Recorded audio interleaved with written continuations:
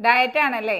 അപ്പോൾ ഞാൻ ഡയറ്റ് ആയതുകൊണ്ട് വൈറ്റ് റൈസ് കഴിക്കാറില്ല, പിന്നെ അരിയാഹാരങ്ങൾ ഒഴിവാക്കി ചപ്പാത്തിയാണ്, അതാണ് ഇതാണെന്നൊക്കെയാണ് പൊതുവേ ഉള്ള ധാരണ.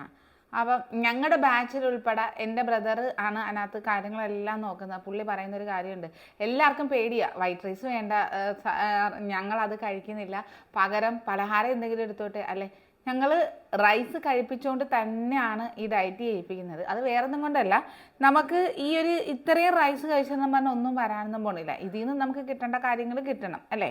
അപ്പോൾ ഇന്ന് അതുമല്ല, മലയാളികൾക്ക് ഒരു പ്രത്യേകത എന്ന് പറഞ്ഞാൽ വൈറ്റ് റൈസ് അത് കഴിക്കൽ ഒഴിവാക്കിയാൽ പെട്ടെന്ന് നമ്മൾ ഡയറ്റ് മടുക്കും. അതുപോലെ തന്നെ നമ്മൾ എന്താ പറയുക, നമുക്ക് പിടിച്ച് നിൽക്കാൻ പറ്റൂല.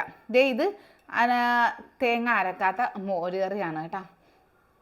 അതുപോലെ കടല, രാവിലത്തെ കടലയാണ്, അതൊരിച്ചിരി എടുത്ത് മുളകിട്ടെടുത്ത്, പിന്നെ ചിഗ്ലോവിക്ക എടുത്തിട്ടുണ്ട്. ഇന്ന് മീൻകറിയൊന്നുമല്ല, ഇത് മുളപ്പിച്ച പയറാണ് കേട്ടോ.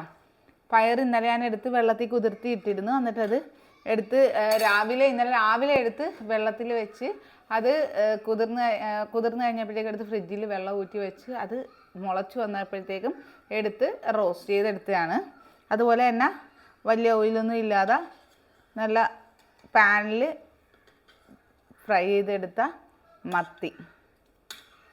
അപ്പോൾ ഇന്നത്തെ ലഞ്ച് സ്പെഷ്യൽ ഇങ്ങനെയാണ്. പറഞ്ഞു വന്നത്, പലരുടെയും ഇത് കേട്ടിട്ടില്ലേ, ഉച്ച വരെയൊക്കെ എനിക്ക് പിടിച്ച്, നമ്മുടെ നടി ഭാവന തന്നെ പറഞ്ഞൊരു കാര്യമാണ്, ഉച്ച വരെയൊക്കെ ഞാൻ ഡയറ്റ് പിടിച്ചിരിക്കും, പക്ഷേ ഉച്ച കഴിയുമ്പോഴത്തേക്കും പിന്നെ എന്തിനു വേണ്ടി ജീവിക്കുന്നു, കഴിക്കാൻ വേണ്ടിയിട്ടല്ലേ, ഉള്ള ജീവിതം കഴിച്ച് ആസ്വദിച്ച് ജീവിച്ചൂടെ എന്ന് പറയുന്ന ഒരു ഇൻ്റർവ്യൂ ഞാൻ കഴിഞ്ഞ ദിവസം കണ്ട്. ശരിയാണ്, നമുക്ക് റൈസൊക്കെ കഴിക്കാതെ നമ്മൾ അതിന് പകരമായിട്ട് സാലഡൊക്കെ മാത്രം കഴിക്കും, വെയിറ്റ് ലോസ് ഉണ്ടാവും, പക്ഷേ നമ്മൾ അധികം നാളത് കണ്ടിന്യൂ ചെയ്യത്തില്ല. ഈ രീതിയിൽ നമ്മൾ എല്ലാ ഫുഡും കഴിച്ച് അതിനൊരു കണക്ക് വെക്കുക. റൈസ് കൂടുതലായിട്ട് കഴിക്കുമ്പോഴാണ് നമുക്ക് അവിടെ പൊണ്ണത്തടി അങ്ങനെയുള്ള കാര്യങ്ങളൊക്കെ ഉണ്ടാകുന്നത്. 150 ഗ്രാം റൈസ് എടുക്കാം, ഒരു പ്രശ്നവും ഇല്ല.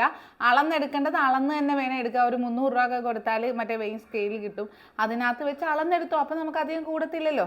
അപ്പോൾ ഇന്നത്തെ എൻ്റെ ലഞ്ച് സ്പെഷ്യൽ ഇങ്ങനെയാണ് കേട്ടോ. അപ്പം പയറുണ്ട്, കടലയുണ്ട്, മീനുണ്ട്.